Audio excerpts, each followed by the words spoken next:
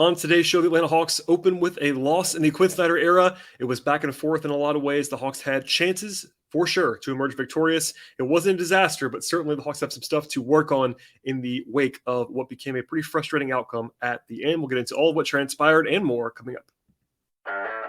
You are Locked On Hawks, your daily Atlanta Hawks podcast. Part of the Locked On Podcast Network. Your team every day.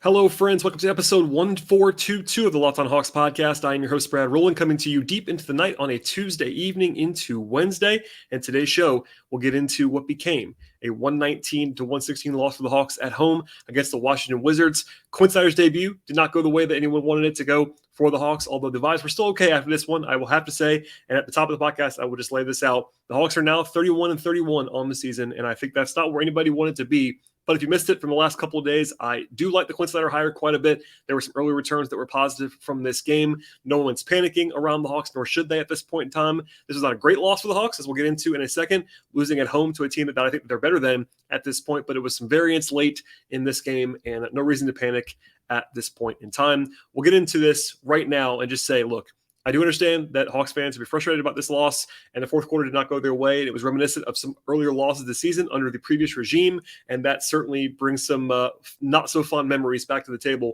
for Hawks fans. But generally speaking, the stretch run was definitely a mess in this one. It was 19-8 in favor of the Wizards down the stretch. The Hawks scored 8 points in the last 6 minutes of the game. That's 8 points on 12 possessions, which is not what you want in a game where the Hawks were scoring at will, basically, for large stretches of this contest. Trae Young had a very good game for about 3.5 quarters, ended up having a big game on the stat sheet with 31 points.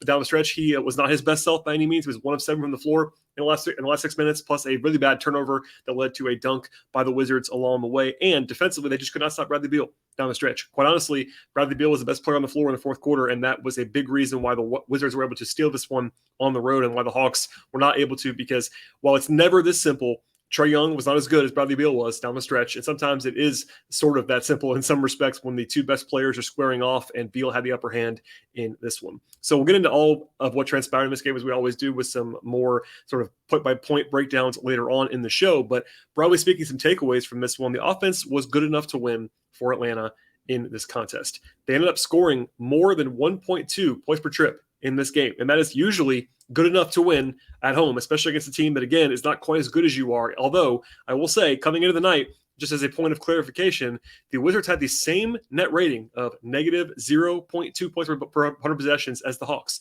So while I believe the Hawks are better than the Wizards, I think the market does as well in Las Vegas and other places, but it's just worth noting that they've been pretty similar teams this year, unfortunately, if you're a Hawks fan at this point. Anyway, the Hawks did a pretty good job attacking, I thought, in this game early and often in transition and even semi-transition in this game. I actually asked Quin Snyder about that post-game. He indicated that it was actually an emphasis for the Hawks, but not only playing fast, but also thinking fast, making quicker decisions for Atlanta. And that was certainly evident. The Hawks had the edge in transition in this game overall, ended up with 22 fast break points. And that was something that certainly is nice to see. I've always thought the Hawks should be playing faster under this, especially with this regime and this sort of guard-led attack that they have, and they're young and athletic, etc. And that was definitely the case for most of this contest.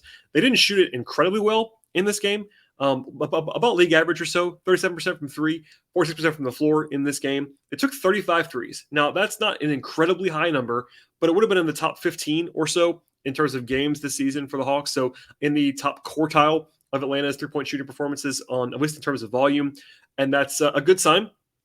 Beyond that, they only took 8 long twos in the entire game. The Hawks have been near the top of the league in long twos all year long. And ironically, I thought it was pretty funny. The first shot of the Quin Snyder era was actually a contested 19-footer by DeAndre Hunter, which is a shot that you don't think that they will probably be taking quite as much of in the coming days. But as a reminder, I went and looked this up actually right after that shot. The Jazz, under Quin Snyder, were actually in the top 5 of the NBA in avoiding long twos by frequency and percentage in 6 consecutive seasons. So essentially, all of the complaints, I think rightfully so, about Nate McMillan and the antiquated approach about taking too many long twos, not enough threes, Quin Snyder does project to fix some of that stuff. Now, I'll be the first to say there's nothing wrong inherently with long twos. I know I get probably painted in that way as just someone who hates long twos. I'm not ever saying that. In fact, I will say this now. The Hawks, with their current personnel, are set up to take more long twos than a lot of teams are because Trae Young is good from there, as is DeJounte Murray, as is someone like DeAndre Hunter, even John Collins. Those guys are all very, very competent long 2-point shooters in their careers. But generally speaking, the Hawks should be taking more threes. I believe that to be the case. And I think that the Hawks probably will not be in the top 5 in avoiding long twos like those Jazz teams were because of personnel. Atlanta has guys who are going to live in that range. Particularly Murray is a guy you have to just kind of let get to that spot and shoot some long twos, as well as Trae. But I think that's some good progress in basically night one. Obviously, there was a little bit more of that under Prunty as well in those 2 games, but I think it was a good sign for the Hawks, broadly speaking, because again, nothing should just be a game-for-game referendum right now with a brand new coach with no practice time, etc. But to have them take a lot more threes and a lot fewer long twos is generally speaking a good sign for the future. Anyway, elsewhere on offense, the Hawks only had 9 turnovers in this game, and they ended up being above average on the glass. So even on a night when the Hawks didn't shoot it incredibly well, they were able to produce at a very, very high level on offense. And honestly, it's kind of frustrating if you are a Hawks fan to have this game go the wrong way when they played as well as they did on offense for the most part, even without shooting great. The fundamentals were really good. Lack of turnovers, etc. Now, defensively, it was not as good as you might imagine for a game that ended up going the wrong way for Atlanta. They gave up about 1.2 points per possession in this game. They had a lot of trouble containing the ball on the perimeter most of the way in this one. I thought it got better at times throughout this game, and then at the very end, it was just kind of Beal being fantastic. Honestly, it did get better contesting and also rebounding as they started to sort of get more familiar with what they were trying to do scheme-wise, playing a little bit higher on the floor, doing more switching. But they only forced 9 turnovers in the game. Not enough pressure there. The Wizards shot 64% on twos in the game and had a lot of free runways downhill once they broke the contain or limited contain at the perimeter attack. And then rebounding-wise, it was better throughout the game as the game went on, but early on it was really, really bad, and the Wizards did get almost 40% of their own missed shots in this game, which is not going to be enough. Now, personnel-wise, it's kind of understandable. You know, John Collins played less and Sadiq Bey played more. That's going to hurt your defense a lot of the time. Also, the Hawks, candidly, probably should have gone to DeAndre Hunter more on Bradley Beal because DeJounte Murray, while he has some strengths as a defender, is miscast in my mind as a primary sort of on-ball stopper. It's not his role. In fact, I think he's a lot worse than people understand that he actually is in that role. But when you're playing Young and Murray, and yes, you have Hunter, but they kind of wanted to use Hunter on Kuzma at times. It was a little bit limited, and that's just a reminder that the personnel defensively is not fantastic for Atlanta on the perimeter in its current setup. Still, they were better at times, but the Wizards, credit to them, made a lot of shots in the second half, particularly Beal and Kuzma making some haymakers down the stretch, and that was sort of the end cause of what transpired at the end of this game. So we'll get into all of what transpired as far as the nuts and bolts of things, but big picture, this is not a great performance by Atlanta. They were favored in this game. Our friends at FanDuel had the Hawks as about 7.5-point favorites. That felt a little bit high to me, which I did say behind the scenes to my friends in Peachtree Hoops in that Slack channel. Still, though, I thought that this is a game that the Hawks needed to win. Now, does that mean that you burn down the building? No, it doesn't. It's just one of those games where it's not quite as bad of a loss as there have been at times this year. The Wizards, crucially, are trying.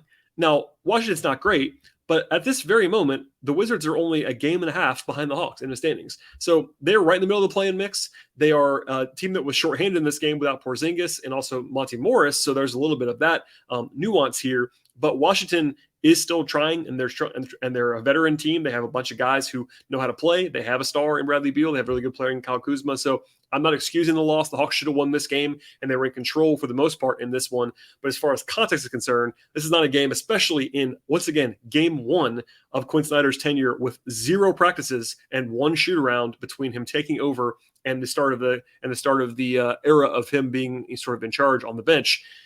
It's not a great loss by any means, but the context kind of makes it a little bit more explainable. And again, after the game was over, nobody likes to lose for sure, but it was pretty upbeat by loss standards with regard to how guys were talking. It's more of a long-term approach. Obviously, they want to win now, but Snyder talked about being communicating with DeJounte and Trae at a high level throughout the game. Everyone has been very much praising Snyder's attention to detail in the last couple of days. So still a pretty positive outlook there, even on a night where the Hawks did not play their best and took a loss at home as a result.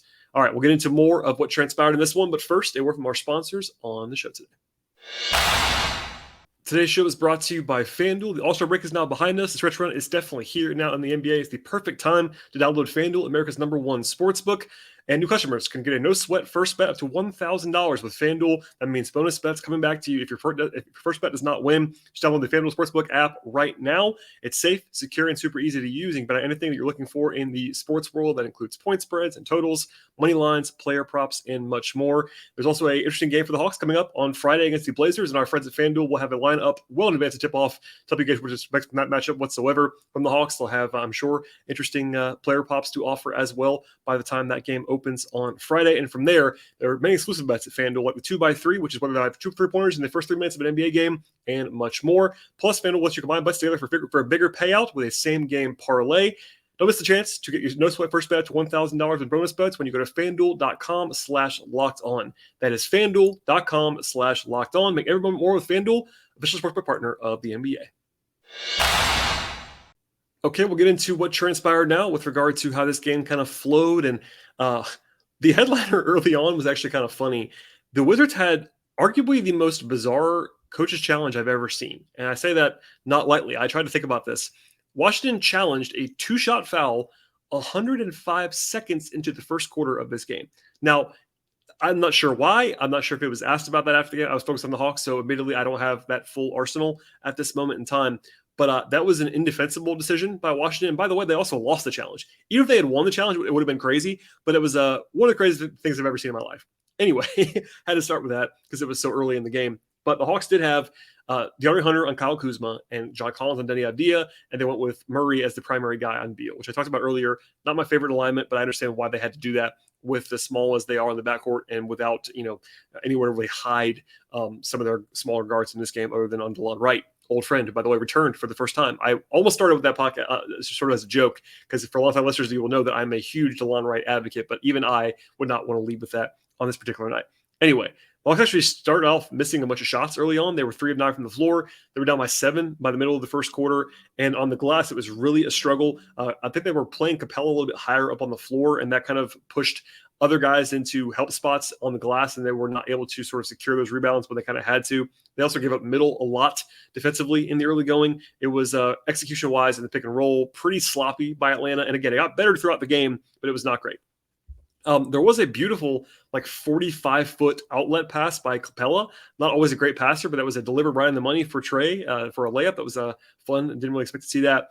Rotationally, it was pretty interesting.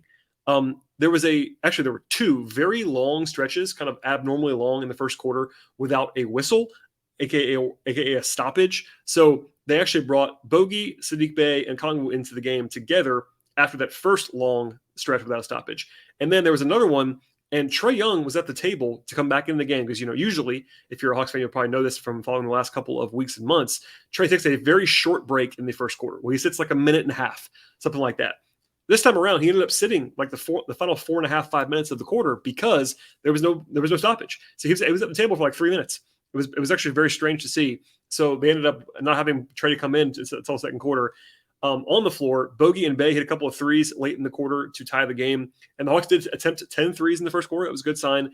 But it was odd. They only had 0 turnovers in the first quarter, which is obviously very good. They got killed on the glass, and that sort of evened out the possession battle along the way.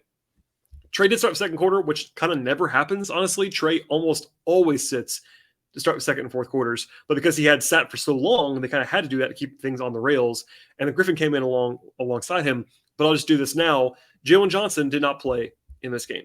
Now, we'll never know if it had anything to do with the fact that it was such a weird sort of disjointed rotation deployment in the first half, but it felt like that was kind of maybe planned, that they were not going to go to Jalen in this game. Now, Quin Snyder gave a quote, I believe it's to Kevin Chouinard of Hawks.com earlier at shoot-around about, or maybe it was DeJounte. One of those guys talked about how Quinn had referenced that they need Jalen. And people took that as like him playing. And, I think that Jalen Johnson, as I've said a number of times in the last few days and weeks, should be playing. But I also didn't take that to mean that he was definitely going to be playing now. Because, he's obviously the 10th man. It is what it is. And maybe it'll be matchup based. But after playing about 5 minutes or so in the first half on Sunday, it was a DNP-CD for Jalen. I don't love that. I've said that on every podcast now for about 2 weeks. I stand by that. And there's some interesting rotation choices in this game along the way overall. But I would be trying to play Jalen Johnson whenever possible. And they did not do that in this game. There was a weird post-up possession by Saddiq Bey that I didn't love, and defensively, we'll come back to this later on. He was an adventure in this one. But the Hawks had all kinds of containment issues, as I talked about earlier on the podcast, really most of the year and also most of tonight. When they brought Collins and Capella back in, things got a lot more stabilized in the end of the first half. Capella had a huge dunk over Daniel Gafford. It was nice to see. More switching from the Hawks defensively. They were more effective there. And then a big 15-4 run by Atlanta late in the first half to go up by 7 points. There was a strange play, though, on the final play of the first half. Trey, it looked like there was going to be the end of the half. And then Trey was called for a foul with 0.9 seconds to go. It was originally reviewed to be on the floor, and then after a lengthy video review, it was changed to a three-point shooting foul. And old pal DeLon Wright went to the line, made all three, and Atlanta's lead went from 7 down to 4. It was a weird call, strangely executed, but also not a smart play by Trey at all to execute that and foul at the end of the quarter. So that was 3 points that were unfortunate and honestly ended up biting the Hawks at the very end of the game, obviously. They ended up playing well on offense, as I talked about before in that first half. That continued in the second half for the most part. In fact, the Hawks scored 16 points in the first 4 minutes and 15 seconds of the third quarter. Trey was brilliant in the third quarter. It's easy to forget that now, maybe, if you were frustrated with him at the end of the game. But Trey was really good for 3.5 quarters, especially in the third. The Hawks made 3 threes. He got to his spots for the most part in that third quarter overall. They were up by as many as 10 mid-quarter. Trey had that quick rest as usual. And there was one play, actually, that I want to get to now. Okongwu reacted about as crazily as you'll ever see him to a foul call. He's usually pretty mild-mannered. He was not in this case, but he blocked Bradley Beal on a drive, and it was just one of the worst calls you'll ever see, honestly.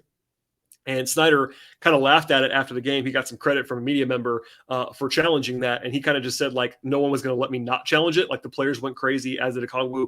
Obvious challenge. They ended up winning it, but just one of those plays that you shouldn't have to waste a challenge on. It was kind of crazy. But anyway, Okongwu went crazy. I definitely appreciated his reaction because he's usually a pretty level-headed. But right after that, he got 2 fouls in a row and had 5 fouls in 11 minutes of playing time at that point in time. Now, neither one of those were friendly calls, and I'll just say this now as well. I thought the officiating was quite bad in this game, especially in the third quarter. Ed Malloy is my nemesis in some ways as a crew chief of an officiating crew.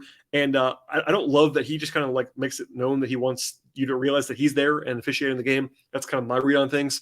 But it was not just against the Hawks. I'll always say that it's not always one side, but the Hawks had some really bad officiating luck in that third quarter. Okongwu had some, Hunter had some. It was just kind of a mess. And the whole quarter was just like sort of stagnant as a result of that. But Okongwu was really got picked on. Ended up having to be a Capella for like 15 of the last 17 minutes of the game because Okongwu had 5 fouls so early in the third quarter. The Hawks did shoot incredibly well in the third. 5-8 from 3 and over 60% from the floor, but they were only up by 1 point in the entire quarter because there was a ton of whistles again. Washington shot the ball well and had only 1 turnover in that third period. Bogey was really good late in the third, early in the fourth. In fact, I would have liked to see more Bogey in this game. I do think that it's a wise choice, generally speaking, by Prunty over the weekend and now Quin Snyder to kind of not push Bogey too much minutes-wise, keep him fresh, keep him effective. But he played 20 minutes in this game, and I thought he should have been playing more down the stretch of this contest. And the Hawks just had trouble putting the game away. There were opportunities early in the fourth to put the game away, and they kind of never were able to do that. The Wizards kept cutting it down to 5, cutting it down to 4, or down to 6. The Hawks led by between 2 points and 10 points for basically the first 19 minutes of the second half. And then Wizards kind of just like chopped it down, and it was actually down to 1 at a timeout with about 3:40 to go. And at that point, they came out with a small lineup with Saddiq Bey at the 4, trying to get the offense going because they only had 5 points in 5 minutes. I would have personally gone with either Collins and their more traditional, better defensive lineup, or I would have gone with Bogey instead of Bey. Now, I don't think Bey is like indefensible to use there, but I think that you're getting the worst of both worlds with Saddiq Bey. If you go with Collins, you have a unit that's been proven to be awesome this year. The starting lineup has worked all the time for Atlanta. And also, that's their best defensive group they could probably realistically play. Without going into like Aaron Holiday off the bench, that lineup with Collins and Hunter and Capella has been effective on defense all year long. Now, the argument beyond that would be to juice the offense, and I get that. And I get that Saddiq Bey is a little bit bigger than Bogey, but practically speaking, Bogey is not that much smaller than Saddiq Bey and also is pretty physical and pretty strong defensively when he plays. That's not really his limitation. And all due respect to Bey, Bogey's a lot better offensive player than Sadiq Bey is. Obviously, they both have shooting gravity, but Bogey's a lot more creative, a lot better ball handler, etc. So I just don't like that move altogether. Obviously, it's one game. I'm not going to go crazy about it. Just one of my obligations is to point out that I disagree and with that decision. Anyway, with about 3 minutes to go, things got dicey. So they're already down.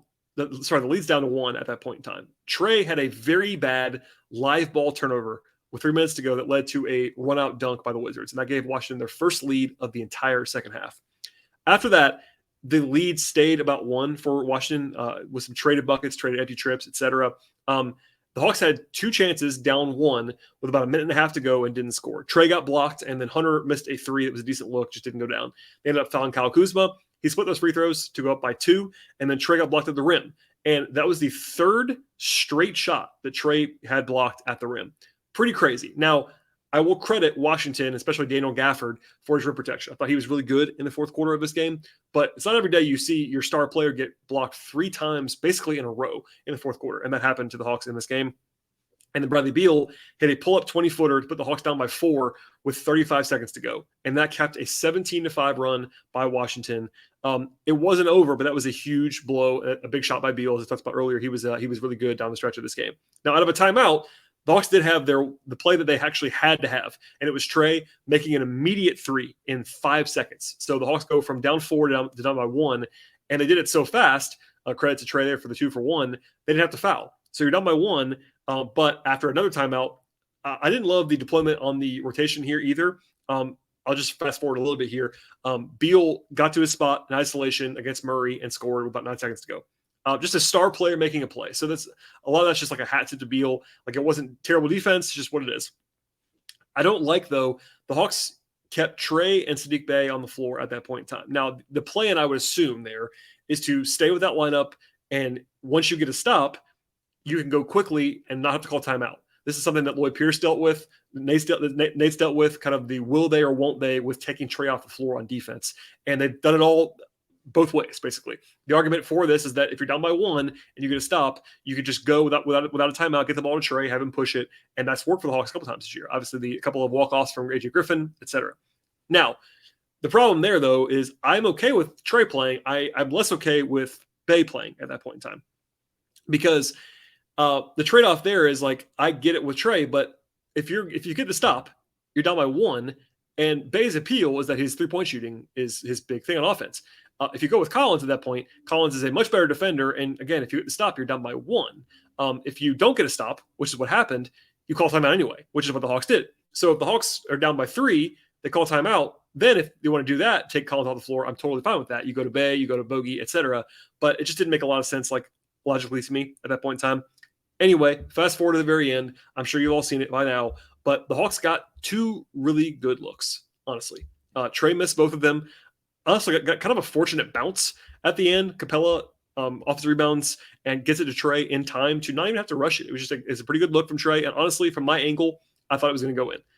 It just didn't fall. And Trey didn't play well down the stretch, but those 2 shots, down 3 in that spot, all you can really ask for is your best player getting 2 looks at it to tie it, and he just doesn't have them go down, and that's going to happen sometimes. So, like, I have no issue at all with the end. They got good looks, and that's not really the problem. It was everything else before that was really the issue for Atlanta. But anyway, I'm long-winded here, but I'll just say that, like, it was bad down the stretch. I gave the numbers earlier, but it ended up being a 19-8 run overall. It was, I believe, it was a 17-5 at one point in favor of Washington.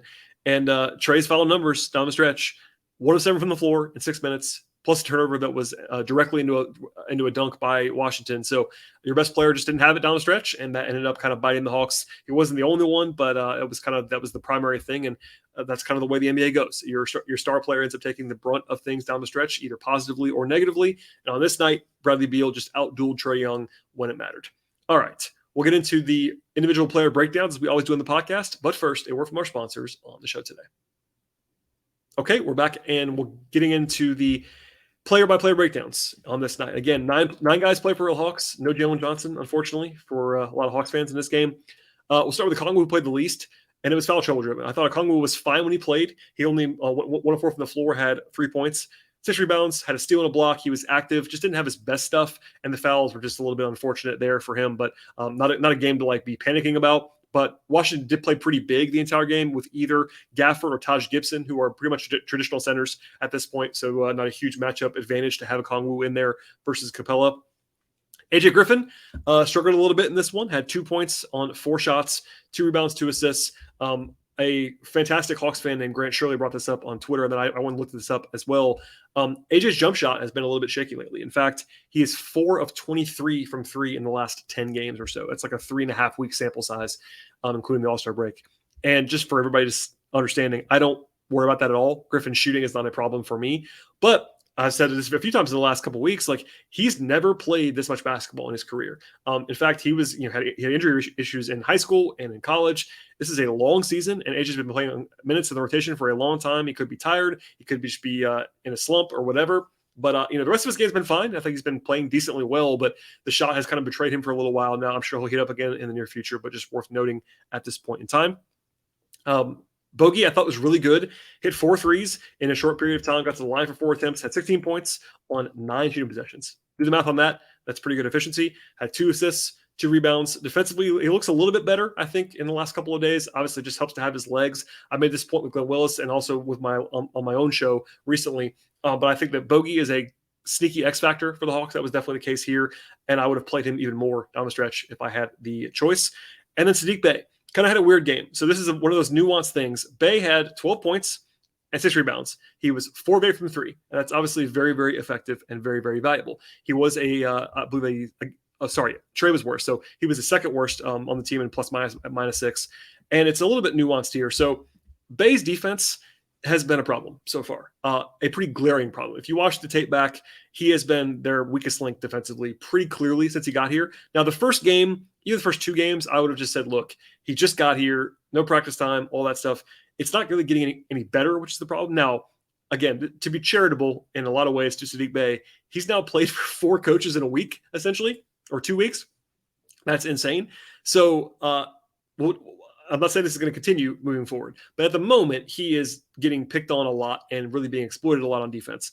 On offense, the shooting is very valuable. And hitting 4 threes, you can't really, you don't want to overlook that. So there's some nuance here. I made a comp during the game to Gallinari, and they're not the same player. And I said that at the time. I want to be very clear about that. They are very different players. But I was trying to give a Hawks-centric archetype of a guy that right now, Bey, his primary value is with his floor spacing on offense. And defensively, he's a guy that you have to cover up for. He's been pretty bad so far. With Gallo was much more of a shot creator on offense, much more of a mismatch guy. He's bigger than Bey, much more of a 4-5 than a 3-4, whereas Bey is a little bit more comfortable on the perimeter, but also less of a shot creator for himself. At least he should be. And, defensively, the weaknesses there are pretty obvious. My friend Andrew Kelly, and I hope you wouldn't mind me saying this, pointed out that also a good comparison for Bey, at least right now, is maybe like non-Hawks Taurean Prince. Prince, when he's gone away from the Hawks, has been like a pretty bad defender at times, but also a guy who has to be guarded, similar size to Saddiq Bey, etc. We'll have more time on this in the future, but I think it's something to just kind of underline right now and just hope. I think the Hawks have to hope that Bey's defense improves, because right now it's kind of the nightmare that I was maybe picturing on defense coming out of Detroit. But again, it's such a small sample size, and there's so much uncertainty that you can't just assume that's going to be this bad for the most part. But it's really hurting them actively, and offensively, it does help to have his spacing out there. But they're still looking for the best combination, I would say, to go along with Collins behind him, and then Jalen Johnson, because Jalen, I'd like to see him play more, probably at the expense of Bey right now. Bey's been fine; he's not unplayable, but I think that playing him as much as they have been recently, I would like to see a little bit more of those minutes go to Jalen Johnson at this point in time for development, and also just to see what they have in Jalen overall, even in the moment sort of for this season. So, to the starters in this game, Collins played the least. 10 points, 4 rebounds on 6 shots, missed 2 threes after making 2 on Sunday. Got the line for 4 from the free throw line. He was still pretty efficient offensively. Certainly very quiet on offense. Didn't really do a lot in terms of like usage. I'd love to see them play through him a little bit more. I'm intrigued to see what Snyder has in store for Collins, where they have a little bit more time to maybe highlight him more, use him more in pick and roll. etc.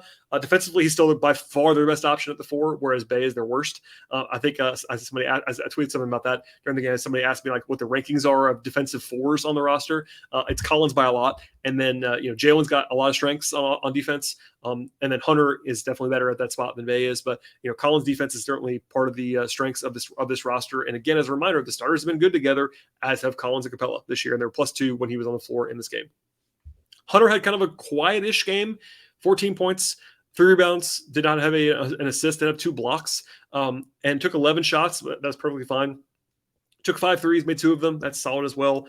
I would like to see him play a little bit more on Beal down the stretch to get Murray off of him for the most part. But I do understand that it's definitely challenging because Hunter had to guard Kuzma at times in this game too. And I thought he was fine. He just didn't like the world on fire either. Capella had a pretty solid game. 13 points, 15 rebounds, 3 blocks, 2 steals, 3 assists. Definitely looks good on the stat sheet. I thought early on he was struggling in the first quarter, and then once he settled in, he was much better. I think they're going to have to sort of figure out what the rotation looks like for him and Okongwu, what the defensive deployment looks like as well, because once they kind of got back into his groove, he was much better. And 35 minutes for Capella is a lot, but obviously it was tied to Okongwu's foul trouble in the second half. And then Trey and DeJounte. So neither was efficient, which certainly hurt the Hawks on some level in this game. DeJounte had 7 of 18 from the floor, 1 of 6 from 3. So it was 6 of 12 on 2, which is totally fine, but 3-point shooting was a little bit shaky. 5 assists, 15 points, just a little bit quiet, not efficient overall. And then defensively, he had all kinds of issues with Bradley Beal in this game. And I don't want to pick on DeJounte too much. That's a hard assignment. Bradley Beal is a star player, but it is a reminder, as something I've been saying all season long, DeJounte's reputation on defense is a little bit outpacing his performance. His playmaking is still very strong on defense as a guy who jumps in passing lanes and gets deflections, etc. But his on-ball defense is really lacking, and that was sort of showing up in this game as well.